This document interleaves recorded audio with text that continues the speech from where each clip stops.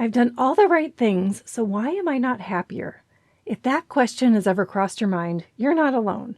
So many women physicians reach this moment and immediately question themselves. Am I just stressed? Do I need a vacation? Or is this actually growth asking for my attention?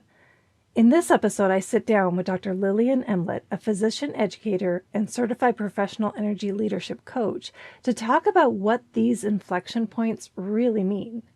We explore how to recognize when you're outgrowing a role, how to tell the difference between stress and expansion, and what it actually looks like to say yes to yourself without burning everything down. If something in you has been whispering, there's more. This conversation will help you listen differently. Find the full transcript and bonus resources for physician moms at inspiredmommds.com/92.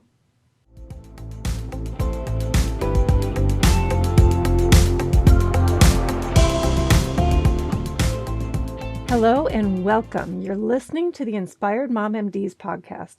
I'm your host, Dr. Cindy Van Prague. I help physician moms take back control of their time and energy so they can prioritize what matters most and thrive at work and at home.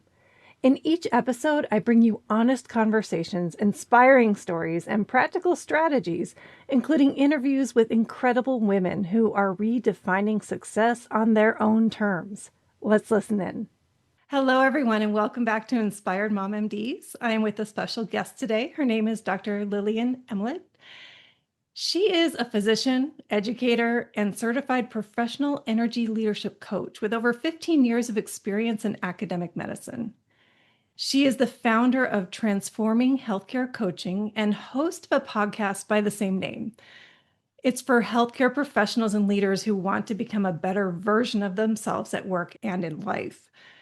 Lillian works with healthcare executives and clinical leaders to help them perform at the highest level without sacrificing their well-being or their team's culture in the process. As a longtime educator, simulationist, and Vital Talk distinguished faculty member, she brings deep healthcare experience to her coaching. Her mission is to help physicians and leaders tap into their full potential, especially those at critical career inflection points, where growth requires courage. I am so excited to explore what it means for physicians to say yes to themselves and how you support their journey. I welcome you today. It's so wonderful to be here. Many women reach a point in their careers, I know I have, where something feels like it's shifting, not in a bad way, but as maybe an opportunity for growth. And today we're talking about how to recognize those moments and how to respond intentionally and what it means for women physicians specifically to say yes to themselves. And you help leaders perform and grow through these moments. When people come to you, what are they experiencing? What are the signs that they're noticing that they may be outgrowing a role or being stretched into something new? Yeah, so part of it is obviously time and energy and capacity and excitement. I would say probably people either notice that the time becomes not aligned in the way they want. They begin to feel internal friction in terms of how much they have to give to who and when, in terms of what's fixed commitments and what are freer commitments. I would say also energy in terms of how much energy do they actually put into something and whether that really fulfills them. So, I mean, sometimes you do things and the energy is easy and it's fine. And it also doesn't fulfill you. Sometimes we really like easy and it's actually nice to have the stability of easy. So it really depends on how you see that moment. I would say probably those are the two things. And I think the other third thing is probably just a sort of restlessness, like a weird feeling like, I wonder what's next. I sort of feel like I've done what I needed to do here, and maybe this chapter needs to change, and I don't know what it is. Right. And what the word that popped into my head as you were speaking was flow. Like sometimes you're just in the flow and it feels so good and feels so easy until you feel restless. I get that. So how do you help people distinguish between that restlessness, whether is it stress or is it really a moment of growth? Yeah, so I think I just want to also name that growth is uncomfortable. And so I think people also have to be acknowledge that a lot of times we often throttle ourselves and don't even allow us to see the opportunity. Because at the end of the day, when we remember what growth means, it means we actually have to be uncomfortable. And I think that is often something that people don't really recognize. I think when I've given the grand round talk about, are you of a growth mindset or are you a fixed mindset? Everyone 100% raises their hand. I'm the growth one. I'm the growth one. And at the same time, the reality is most of us really have a much more balanced portfolio between what is the outcome that I'm trying to achieve and also how willing am I to be truly uncomfortable. And there's really a lot of people who think they want to growth, but they actually just want sort of the end product without really doing the journey to get there. And I would say probably part of it is thinking through whether it's to determine whether it's stress or whether you do need that shift is the consistency of it. So I would say that if in every realm of life, especially in the one particular part that you're not satisfied in, because we may be satisfied in our spiritual, our relationships, our family, our health. We may be okay in other things, but there's just one Mhm. piece of the pie in life that is just sort of not right feeling.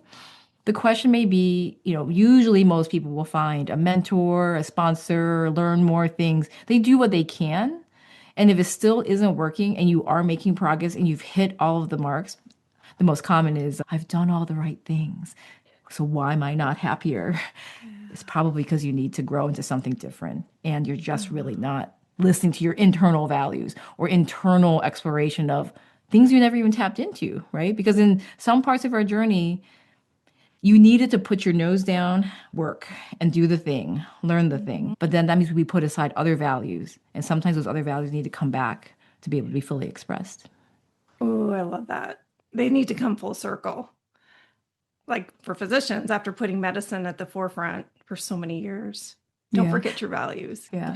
I mean, I can share my own story to some degree if people are curious. So creativity, I think I did not realize until I worked with my own coach several years ago through this journey of finding the shift, as you pointed out, of what the values were. I didn't even know. I remember beginning with my coach and realizing this is really sad. I'm 45 years old and I don't even know my own values.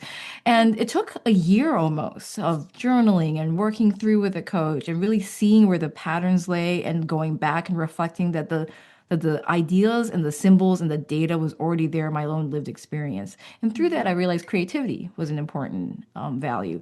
And I didn't really realize this is why I leaned so much into my simulation educator journey, because I love simulating and recreating what's real and to make learning in healthcare fun for all people. And I mean, obviously, I'm talking about like life and death things and like resuscitating and really things that are not considered fun. But I Mhm. want to use all that creativity to, either make things, do things, create environments that made it good for people to learn. So my creativity was expressed the entire way. And it was only through that experience of working with my coach and discovering that value, I then pivoted into really going back to do things for me. Like many artists, they create not because of others. They create because they just need to.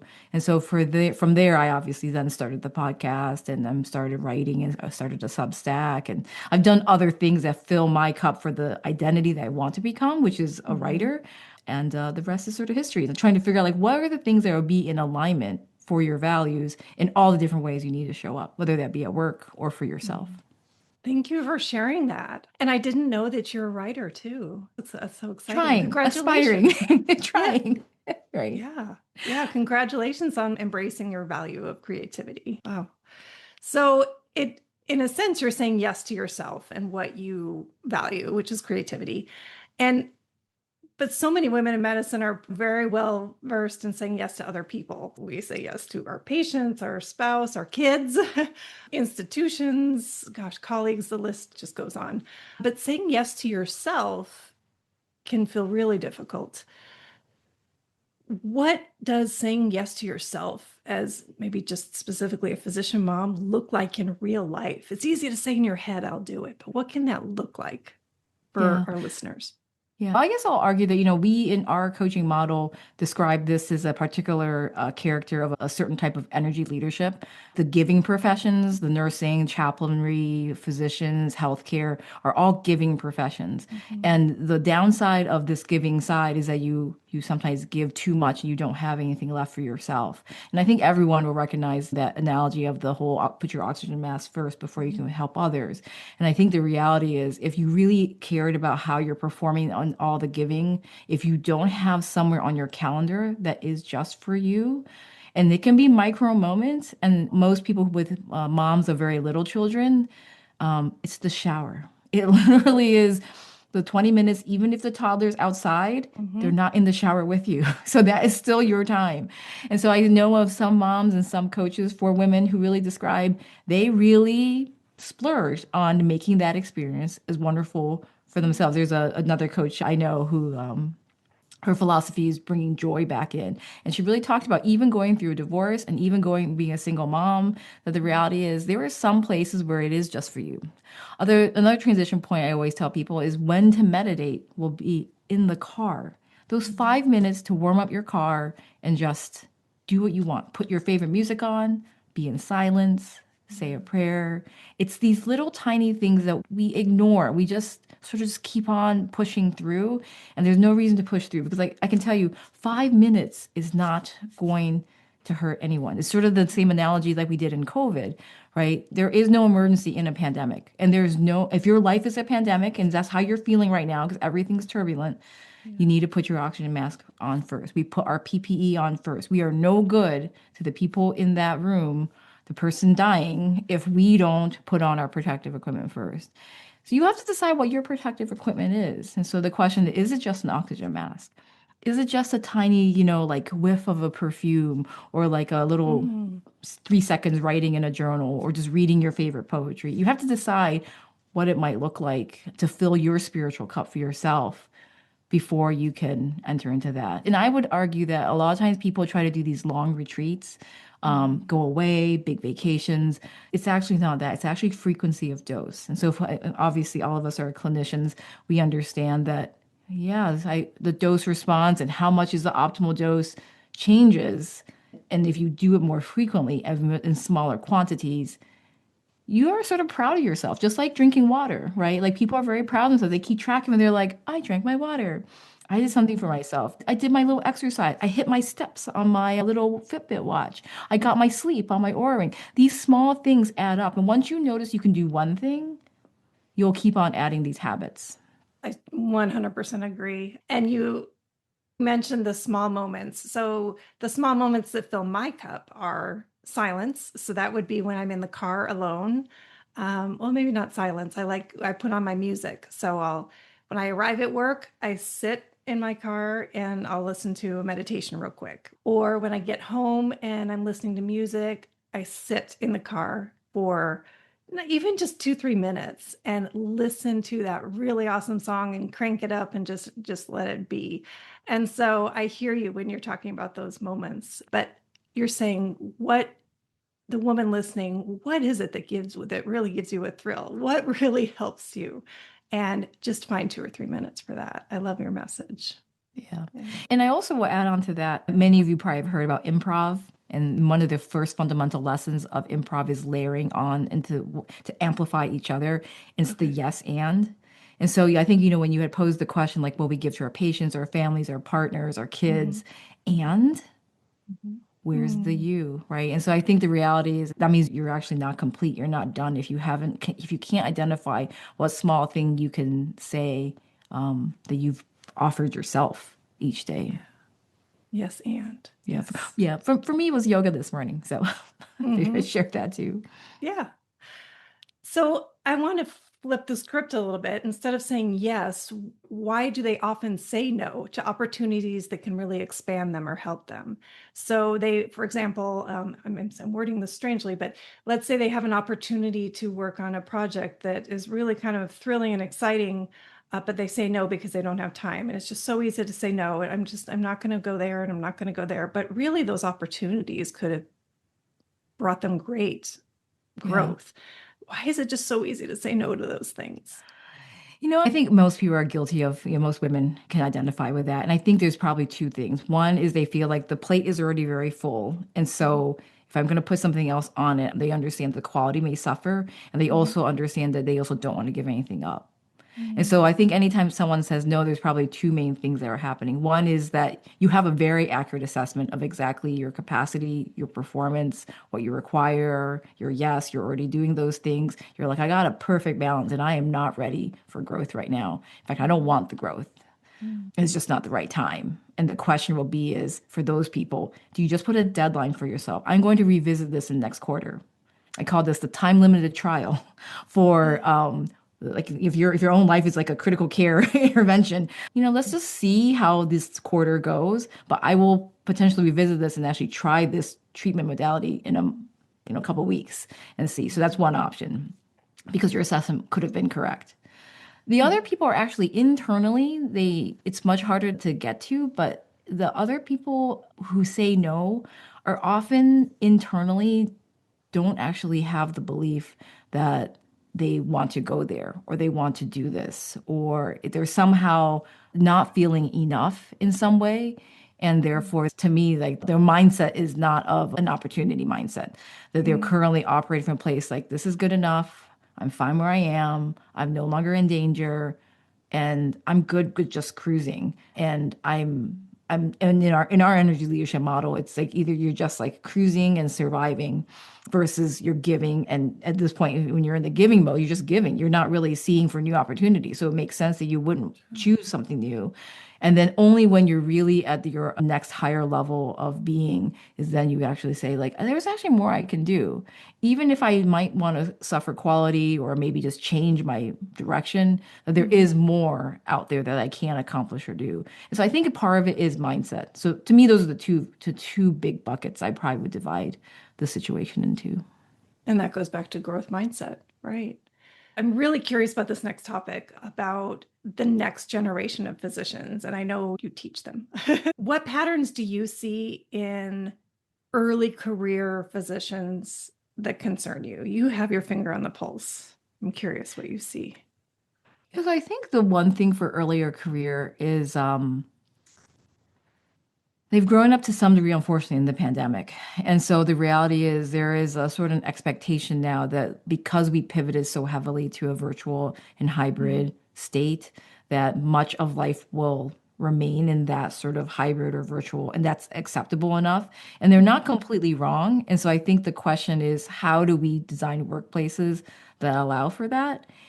And also, I think they're also much more willing to not know what's considered okay, truth, reality, best practices. They're willing to augment and not really use internal memory and knowing, and instead much more willing to be like, well, there's all kinds of data for this. There's an app for this, and I should have an external resource. And there's a pharmacist who can tell me these things. So they're much more okay, and there isn't sort of a foundational, like when we were trained, Mhm. our professors taught us deep intuitive clinical acumen, making sure that a marker of performance and wisdom was having some degree of judgment and slowing things down so that we actually got the correct data so we can make the right thing and work with patients to be able to make the right decisions.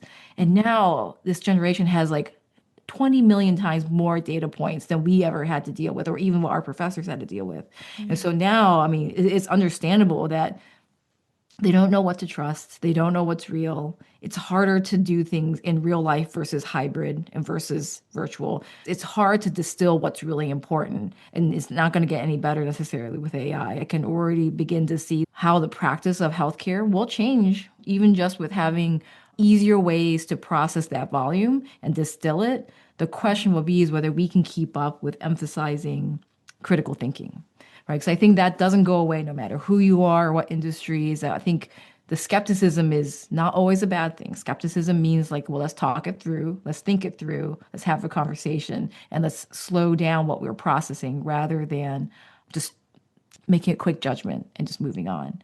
Another colleague of mine had actually expressed that some of the learners currently actually didn't want him to explain physiology or didn't want him to Oh, explain things. Yeah, right. that There hurts was my no heart. Okay. dialogue, right? Oh, Dialectical learning is sort of like, where is it going? People just wanted an answer. But oh. I think that's the question. It's going to be finding this new balance of do we understand? And I worry and I wonder, like even for me, while all of these AI things are great shortcuts, They make me produce things faster, but then Mm-hmm. now we have to change our skills to editing. So even in my writing, like I've become a master editor because there is so much just jumble of words out there because of all of the Mm-hmm. outputs these things can make. Mm-hmm. And then you start to understand, do I know my fundamentals? Which is why I really appreciate some of the early childhood educators. The early childhood educators, they still very much are focused on, do you understand the process, the structure, the composition? Because if you don't know that, then you're not going to be able to tweak and play. So same like with Mm-hmm. artists, right? They're going to like still worry about technique because if you don't worry about technique first, so then you can't really make shortcuts. Similar to, I think, expertise development, right? So in the beginning, it's slow, it feels a little clunky, then you get a little Mm-hmm. better, and then you have blind spots. Once you become an expert, like, right, we both are in our peak prime, we're senior faculty at this point. We actually have blind spots. And so Yeah. I think that's the question is making sure that we all have better critical thinking skills. Hmm. That begs the question, how do we teach that to the next generation? That's How a do, question I don't think I have a full answer yet to. yeah, yeah. That's the thing I've been sort of pondering on. So in my Mm-hmm. Substack, I always like go back to try to think about what cognitive theories are already out there and Mm-hmm. then how that's applying in real life and what's changing.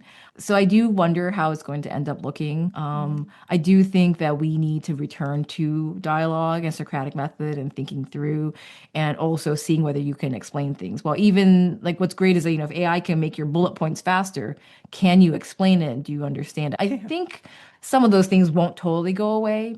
I think the other question too will be is how we measure performance is, and then how often do we do the reps? I think Mm. there is a desire that people do want to feel good in the practice of healthcare and having more opportunities to do different things. I think that is a chance for us to refresh, revisit, re-question, have the dialogue, practice again as a team.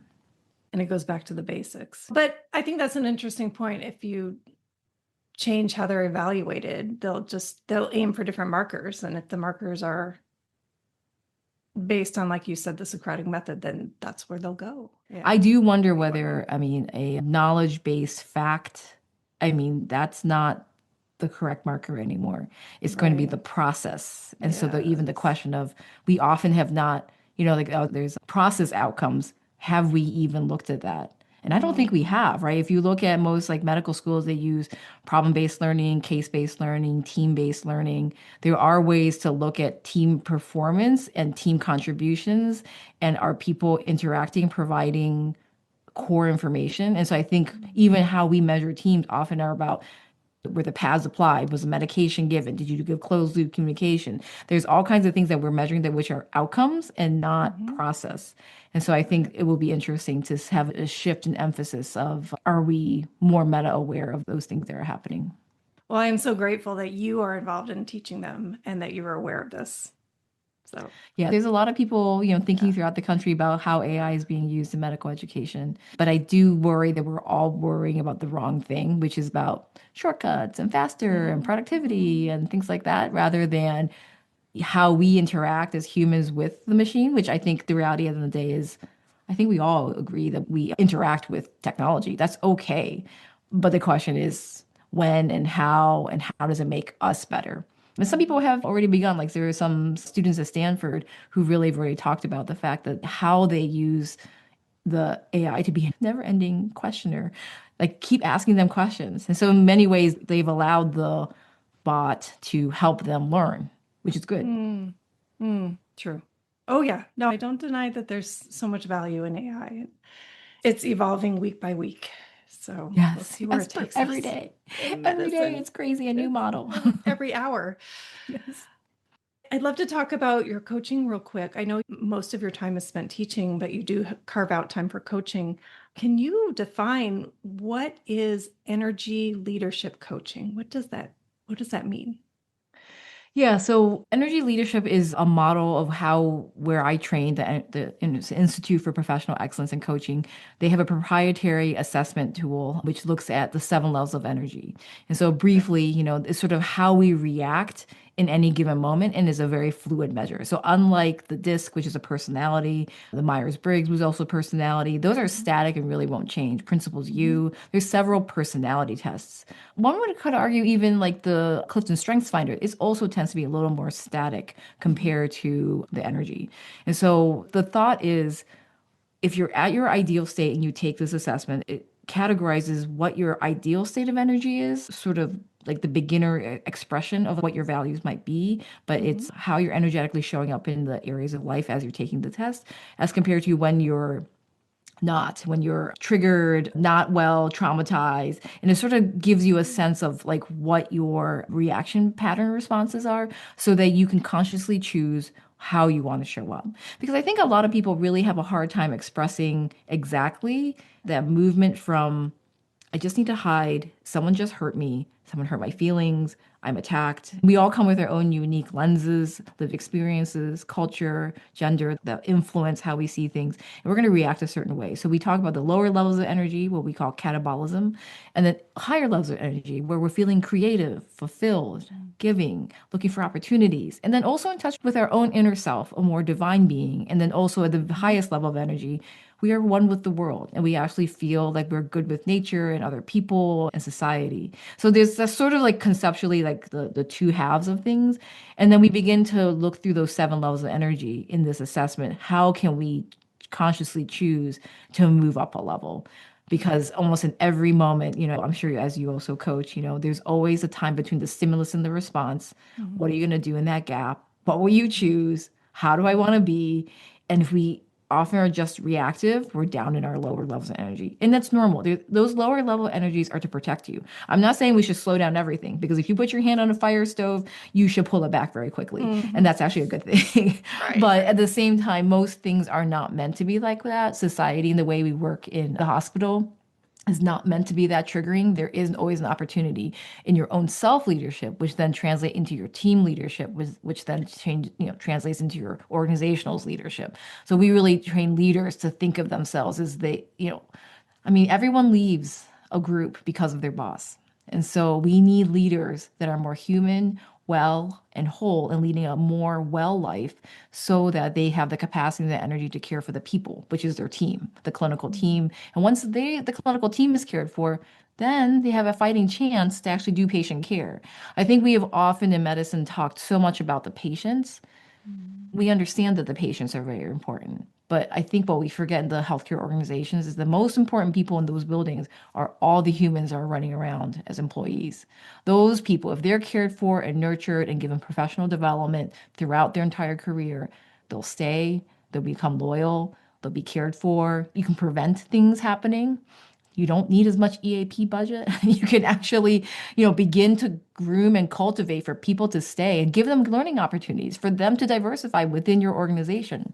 And so those are the things that we talk about with our leaders that come to us for their coaching. Because first it starts with usually a division chief or a nurse manager or a department chair.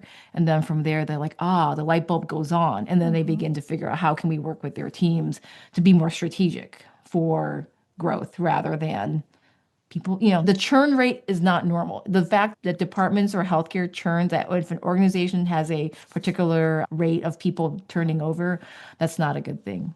Mm. Thank you for that explanation. That sounds perfect. How can people reach you if they're interested in that? My favorite way is actually via LinkedIn, but if you're not on LinkedIn and you're listening to this, I can be reached at hello at transforminghealthcarecoaching.com. And those are probably the two easiest ways. Just shoot me an email and we can set up a 30-minute call and we can just hear about sort of the things you're struggling with and what you're wondering about. And then depending on the match, we have several coaches in our company that have different areas of expertise. So if you're a nurse, we have physicians, PTs, OTs, a PA. We have different professions. So we actually coach the Mhm. interprofessional team as well, in addition to individuals. But we always start with the individual because the individual leader is the most important person on that team. And if they can't embody and support this energy leadership growth, then going right to the team isn't going to be helpful. Right, right. Love that. Lillian, thank you so much for being here. I know we're out of time and I have so many more questions for you. Maybe if you come back in the future, we can Yeah, keep going. yeah. So I appreciate your time today. Thank you. Thank you so much for having me. I love talking with like-minded people who are also interested in people's growth, and especially as a Mhm. mom, as a woman physician as well. We are the ones at greatest risk for burnout. We carry so much for everyone, and is what you're doing with Inspired Moms MD is really important in terms of making sure the backbone. Over 50% of our medical students are women, and so we need to have a great, sustainable career path forward for everyone. So thank you Right. so much for all the work that you do. Thank you for that. Thank you for tuning in today to Inspired Mom MDs. If this episode resonates with you, please share with a friend who may benefit too. And I humbly ask you to please leave a review so other doctor moms can find me too.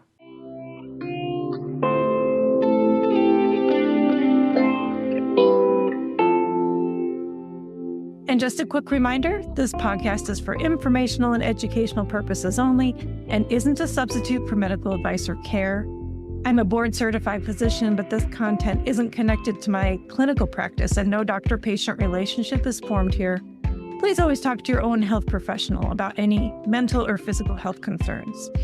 Please see inspiredmommds.com for full disclaimer.